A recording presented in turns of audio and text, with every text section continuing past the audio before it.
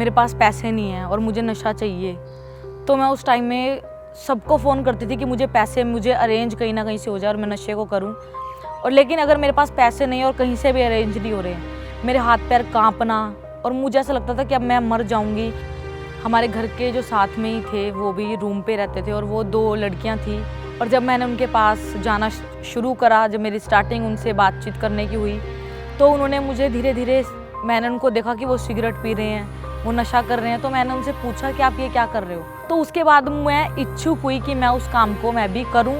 और ऐसा हुआ कि मैंने एक दिन जब सिगरेट को पिया, उसके बाद 1 दिन 2 दिन ऐसे धीरे धीरे मेरी आदत बढ़ती गई। उन्होंने फिर मुझे ऑफ़र करा कि आप शराब को भी पियो, आप बियर वगैरह भी लो। और उसके बाद मैं उनके साथ ये सब करने लगी। और उसके दौरान जब मेरी मम्मी के अलमारी में पैसे हुआ करते थे, मैं उनको निकाल करके घर से चुरा करके नशा करती थी कि मैं अपनी नीड्स को पूरा कर सकूं, मैं उस नशे को जो मैं चाहती हूं उसको मैं कर सकूं। मेरी पहचान उस जगह पर ये थी कि लोग मुझे एक गलत नज़रिए से देखते थे, मुझे वो नशेड़ी बोलते थे कि ये लड़की सही नहीं है। और सबसे ज़्यादा दुख मुझे इस बात का होता था कि वो अपने बच्चों तक को मेरे पास खड़ा होना नहीं देते थे। मैं सोच रही थी मैं कैसे अपने आप को बदलूँ। सब लोग मुझे गलत नज़र से देखते, गलत नज़रिए से कुछ ना कुछ बोलते। फर्स्ट टाइम किसी के साथ चर्च में गई, लेकिन जब परमेश्वर के दास के पास में गई, मैंने उनको बोला कि आप मुझे समझाएं कि ऐसा क्यों है।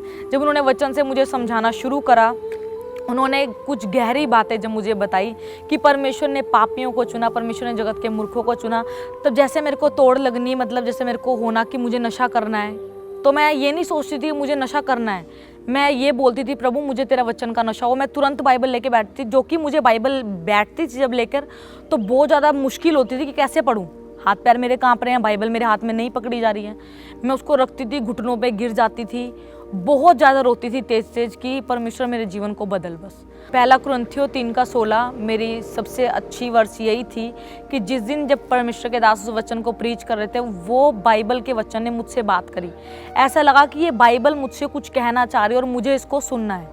और जब मैंने उस वचन को रात को बैठकर उस पर मनन करना शुरू करा कि तुम मेरे आत्मा का मंदिर हो, वो वचन, वो वर्ष मेरे जीवन में कार्य को करा। उस वर्ष ने मुझसे बात को किया और तब मुझे लगा कि नहीं, मैं परमेश्वर का मंदिर हूँ, मुझे पवित्र होना बहुत ज़्यादा ज़रूरी है। जब ऐसा चलता रहा और मैंने परमेश्वर के दास से प्रार्थना भी करवाती रही, और उसके बाद ऐसा हुआ कि जब मैंने खुद पे भी कंट्रोल को लिया कि नहीं मैं ये कर सकती हूँ, और जब मैंने ये बोलना शुरू करा कि ये मैं कर सकती हूँ, तो परमेश्वर ने उस काम को जो कोई नहीं कर सकता था, परमेश्वर ने उस काम को मेरे जीवन में करा। और मैं परमेश्वर का धन्यवाद करती हूँ कि मेरे जीवन में अब कोई नशा नहीं है, किसी प्रकार का कोई पाप नहीं है। मैं बल्कि यहाँ पर जो मेरी पहचान परमेश्वर ने बनाई है और जो इज्जत आदर मुझे मिलता है, मैं परमेश्वर का धन्यवाद करती हूँ कि वो मुझे नहीं परमेश्वर को करते हैं, क्योंकि मैं तो निकम्मी थी, मैं तुच्छ थी।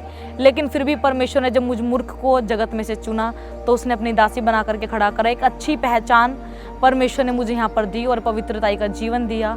और परमेश्वर के दास दासी ने मुझे एक अच्छा जीवन, आत्मिक जीवन में रहना सिखाया, क्योंकि मेरे माता पिता जो संसार की बातें मुझे सिखा सकते थे, लेकिन जो मेरे आत्मिक माता पिता उन्होंने मुझे आत्मिक बातें सिखाई और आत्मिक बातों पर चलना सिखाया।